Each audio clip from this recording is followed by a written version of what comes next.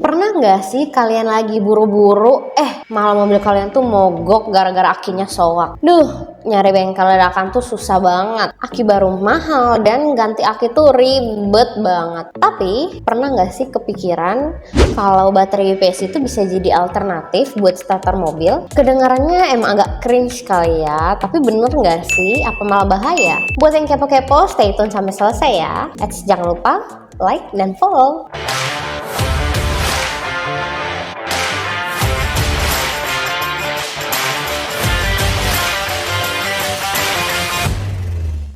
Oke, sebelum kita lanjut, kita bahas dulu nih perbedaan dasarnya baterai UPS dan aki mobil.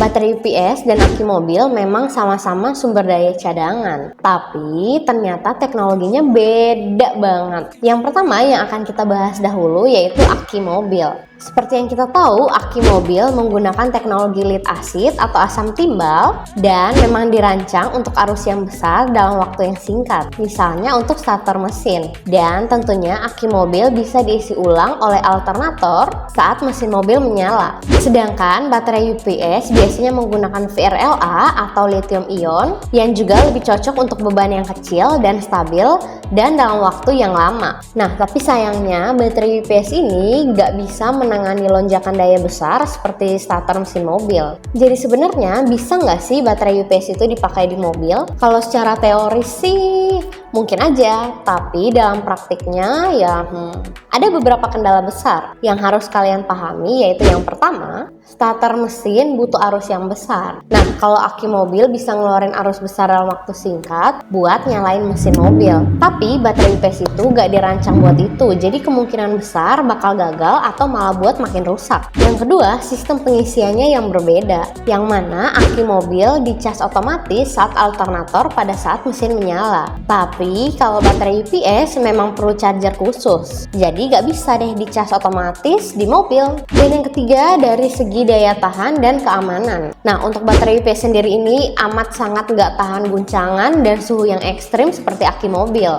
yang mana hal ini tuh bakal bikin baterainya bocor, panas berlebih, bahkan meledak kalau kalian paksain bekerja di mobil. Tapi tunggu dulu, ada beberapa skenario di mana baterai UPS ini bisa dipakai di mobil, tetapi hanya sebagai sumber daya tambahan. Misalnya kalian bisa pakai buat nyalain aksesoris mobil kayak lampu LED, audio, dan sistem navigasi. Tapi tetap ada tapinya tuh, yaitu harus pakai inverter biar voltasenya cocok. Nah, di dalam beberapa case darurat, baterai UPS juga bisa digunakan untuk mobil listrik. Tapi ini cuma beberapa kendaraan listrik kecil ya guys. Jadi nggak semua bisa pakai baterai UPS ini. Yang mana hal ini bukan untuk daya utama, tetapi sebagai daya cadangan doang. Jadi kesimpulannya ya, baterai UPS itu tetap nggak bisa langsung dipakai buat ganti aki mobil. Tapi kalau kalian butuh buat keperluan daya tambahan, itu masih sangat mungkin, asal kalian jangan lupa pakai inverter dan tahu batasannya. Kalau kalian tetap paksa buat starter mesin, sip-sip aja deh, mobil kalian tuh akan tetap mogok atau malah baterai UPS-nya yang rusak total. Nah, menurut kalian gimana? Ada nggak sih skenario lain di mana baterai UPS ini bisa beneran berguna buat mobil? Drop di kolom komen ya. Jangan lupa buat like, komen, dan share. Dan nyalain lonceng biar gak ketinggalan info menarik lainnya. Kita ketemu di video selanjutnya. Bye bye, thank you for watching.